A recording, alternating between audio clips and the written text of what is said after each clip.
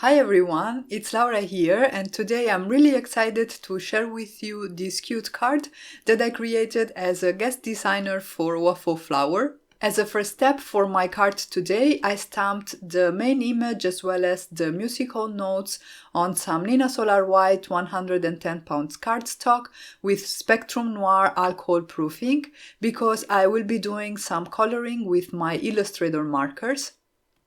I got a comment recently asking to share some live footage, or I should say some real-time footage of me coloring with my Illustrator markers, so I thought I would do it for today. I am not going to show the entire coloring real-time because otherwise the video would be pretty long, but I wanted to give you an idea of what is the actual speed at which I color my images, and as you can see, I do like to take my time and go slow. I am planning to share a video with you in which I basically just record my coloring of an image and I talk through the video as I do the coloring so that you can see what I do and you have a step-by-step explanation of what I'm doing as I'm doing it. And I hope you'll find that useful. So if that is something you enjoy and you would like to see more of on this channel, let me know and I'll try to do that for you. So you can see at this point all I've done is to add some shadows with my TN9 marker to the areas that I thought would be darker. I'm adding the shading as if the light was coming from the top right of the screen so that the darker areas are on the left and on the lower portions of the image. There are also some cast shadows under the wreath and under the ear because those areas block the light from everything that lies underneath, so there will be shadows there too. Next, I'm coming in with a TN7 marker and I'm going over those same areas, extending them further out towards the highlights and still leaving enough space for my next mid-tone color and then lastly for my highlight color. I actually used 4 markers to color in this image because it's not super large, but it's a little bit larger. And so I had enough space to create that nice gradient that you get when you use 4 different markers. The next marker I'll be using is my TN5 marker and I'm going to blend it out, making sure to leave enough space for my highlights. So I'm going to cover most of the image with this mid-tone color and then I'm going to move on to the lightest marker.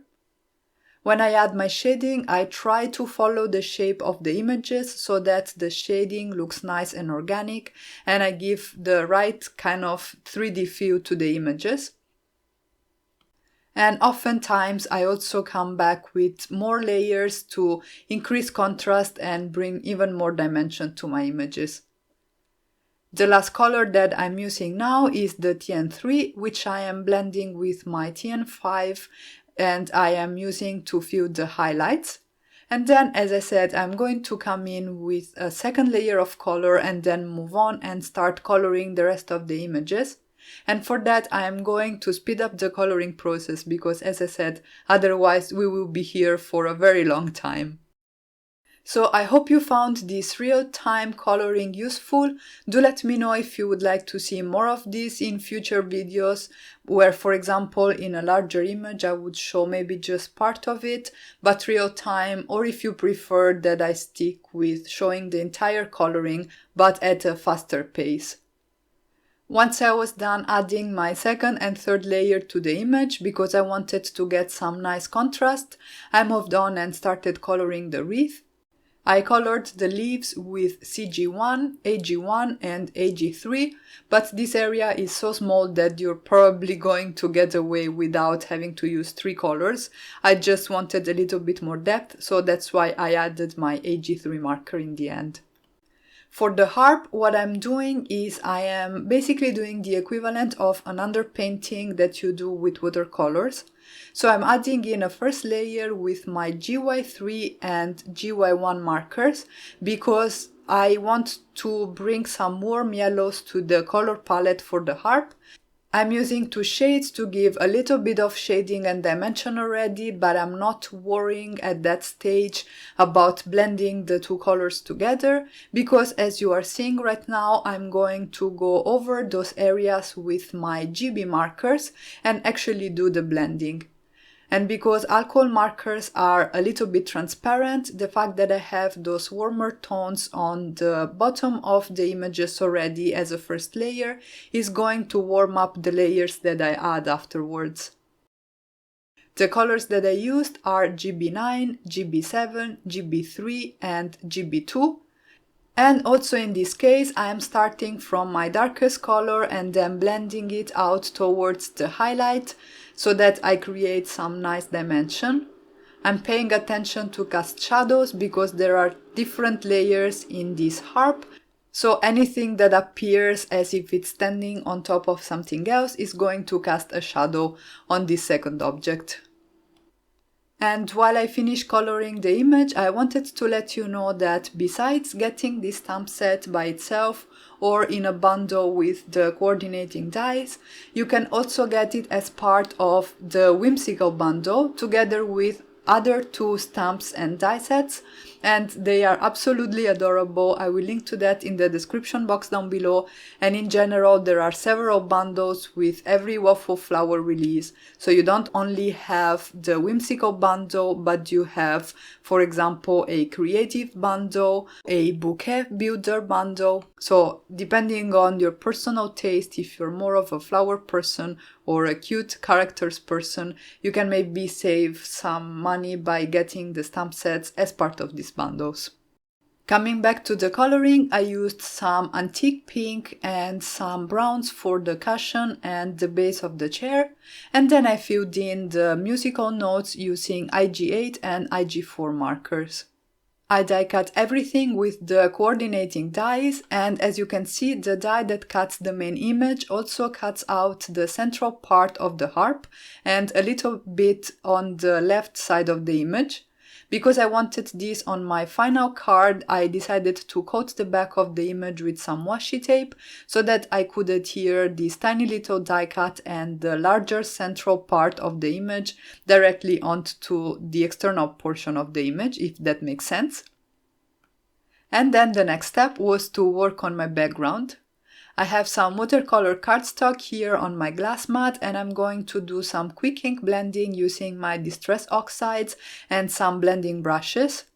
I'm going to blend Modelon from the bottom of the panel towards the center, keeping the Modelon just at the very bottom. I initially thought I would matte this with some black cardstock, and that's what I was checking there, but then I decided to do something else. Next, I'm going to fill in my sky using again Distress Oxides, and this time in the colors Mermaid Lagoon, Peacock Feathers and Tumbled Glass. I'm doing this quick ink blending where I have the grass and the sky fade into white, so I have a narrow white transition between the two, and I don't have to worry about hillside dyes or stencils or anything. And this is a very quick way to make a background for your scene cards.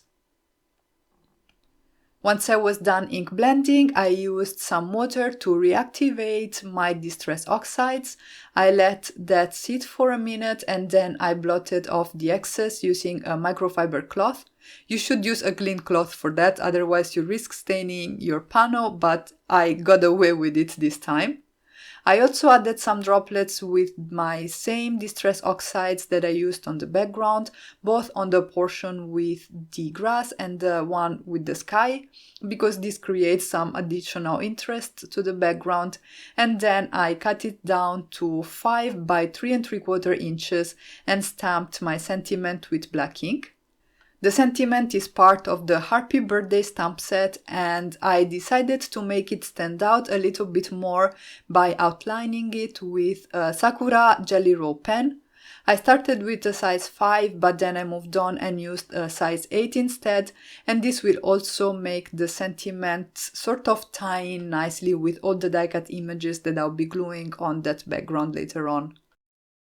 As a last step, I created a patterned paper effect on my card base. So this is some heavyweight white cardstock cut to 4¼ by 11 inches and scored at 5½ inches. I masked off the top of the card, and then I'm going to use this little stamp here with the musical notes, and I'm going to stamp it at random directions over the outer portion of my card base.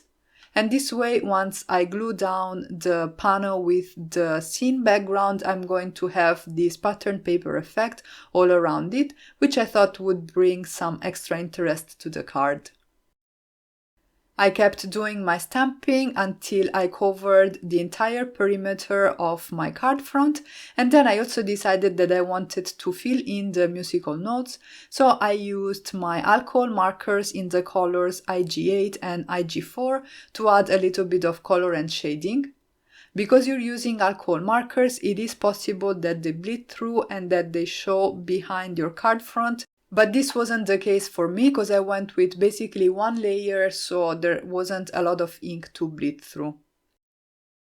Next, I adhered the background to my card base where I already have my little dog with the harp, and I'm using a T-square ruler to make sure that everything is centered.